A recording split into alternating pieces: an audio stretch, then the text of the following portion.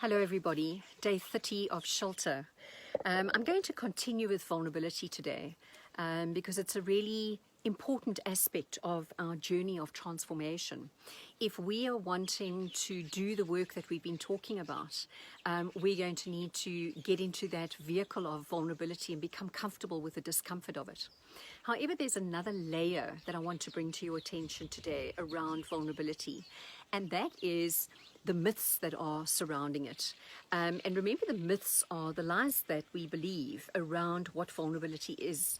And it's really, really important for us to go back, look at what it was that we learned growing up around this subject, and to make sense of what is it that holds us back from actually stepping into this beautiful vehicle that brings us everything that we're actually looking for. So the first myth that we're looking at is the myth of vulnerability is weakness, and it's probably the most dangerous of the myths. And I think probably 90% of people that I speak to, and we get onto the subject of vulnerability, this is the one that stands up and stands in their way. So remember, if you have a negative relationship, or if you believe that vulnerability is weakness, you're not going to push through it. Why? Because none of us want to be seen as weak. We want to be seen as strong. Therein lies the ego much of the time, the need to be right, standing up, holding your ground. But it doesn't necessarily bring us the outcomes that we're looking for. In fact, most often the opposite. And I think one question in this realm actually, or around this myth specifically, that actually just disqualifies it, is, can you give me a simple example of courage that you've witnessed in your own life or others that did not require experiencing vulnerability? I think it's got so much to do with us embracing our imperfections and knowing that we're not perfect and that we never will be, and that's absolutely fine. It's okay. And you know, vulnerability is the last thing we want to see in us, in me, but it's the first thing I look for in others. And it's interesting because remember that the more you usher in vulnerability in whatever place, your relationships, your workspace, it's going to allow others the opportunity to go there as well. So the second myth is, I don't do vulnerability. And this is an interesting one because the truth is that our lives are made up of uncertainty, risk, emotional exposure, and there really isn't any opting out. And there are only two options for us under this one, that either vulnerability does us or we do it. And I don't know about you, but I think learning to rumble with the emotions that come with the discomfort of leaning into vulnerability is so worthwhile, the push through in terms of what is gained.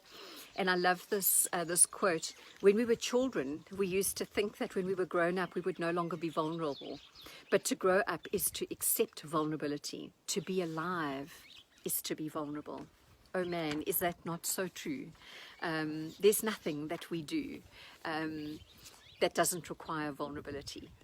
You know, waiting for the phone to ring, on reports, on scans, reaching out and trying to love someone with the possibility of rejection. Whatever it might be for you, it's life is vulnerable. Everything that we do every day is vulnerable. So I do hope that you'll make friends with this beautiful subject.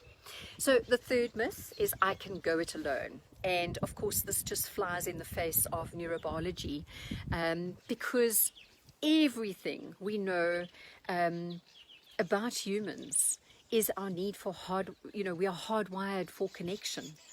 And without connection, there's suffering. And so you know, if you believe this myth, you're missing out on an enormous amount of depth in your relationships and connectedness with others. The fourth one is you can engineer the uncertainty and discomfort out of vulnerability. Now, this is one that we use in a corporate space, so I've thrown it in because I think it's valuable. Most of us out there are working in corporates, in organizations, and so often when I work with technical people, engineers, lawyers, this is the one that comes up. They say, Sharon, we don't need vulnerability. We cannot afford to have vulnerability. Our systems need to run like clockwork. You know, we work with precision. And I always say to them, but this isn't actually about systemic vulnerability. This is about relational vulnerability. And so often, if I ask them, you know, so what is the greatest area or greatest challenge that you have in your workplace? They will generally go to say relation. I battle with working with the team. And, you know, so we can't engineer it out, unfortunately. It does come with the territory. The fifth one is a big one. And this is trust comes before vulnerability. And, you know, with this myth, there's a lot about the chicken and the egg debate. You know, which one comes first? Do we work with relationship first, or do we have to trust before we can, you know, move into working with others?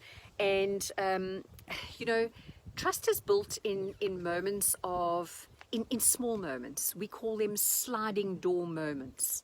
So every now and again, we get opportunities to build trust in others. A really good example is, you know, walking into the bathroom and you can see that your loved one is a little bit down, but you're into one of your best books and you just want to get back and read that final chapter. And, you know, availing yourself to that situation and saying, hey, babe, I'm noticing you're a little bit off.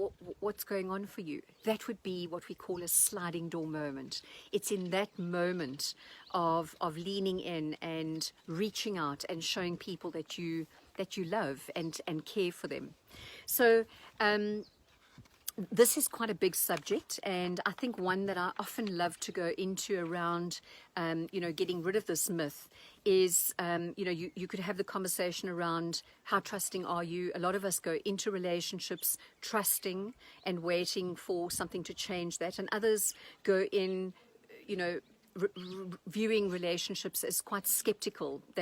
People have to earn the trust. And we're all different, and I think there's a lot of personality style involved there as well. But I do believe that this is something that stands up when there's been hurt in this area.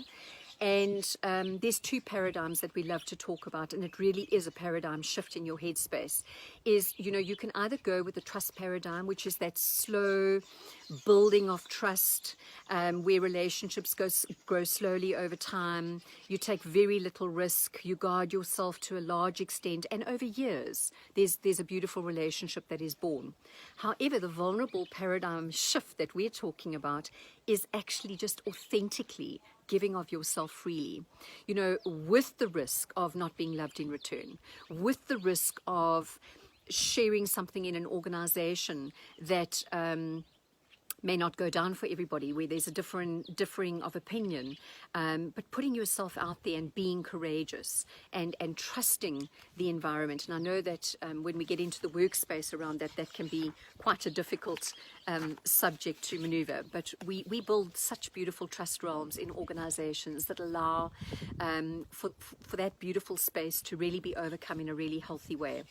And I think now, you know, looking at where we are now, I think a lot of organizations are faced with this trust dilemma because, you know, there was a lot of control in terms of having people in your workspace, watching them, being able to pretty much control their environment. Now they're working from home, and that's been removed.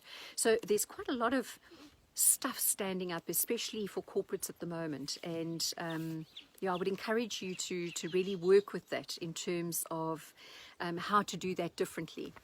So the last myth in closing is the vulnerability of letting it all hang out, or vulnerability of disclosure. So, you know, people think that vulnerability is sharing everything, letting it all hang out, telling your deepest, darkest secrets, and especially in the workplace. This is something that needs to really be managed well. And I know an enormous amount of entrepreneurs and leaders that actually have an incredible vulnerability skill, and they disclose very little. And I also know an enormous amount of leaders that display very little vulnerability skill with their level of sharing.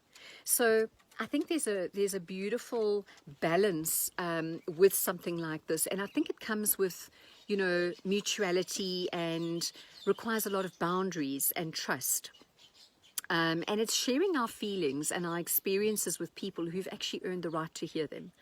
So, you know, who might those people be in your life? And certainly we're not asking you to go out and test these realms in places that you know you're going to be hurt.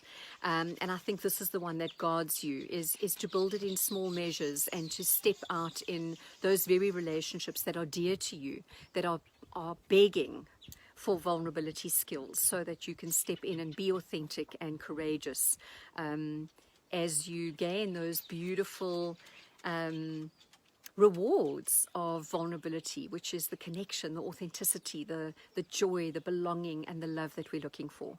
So may that be something that you can chew on this Sunday, and we'll chat tomorrow.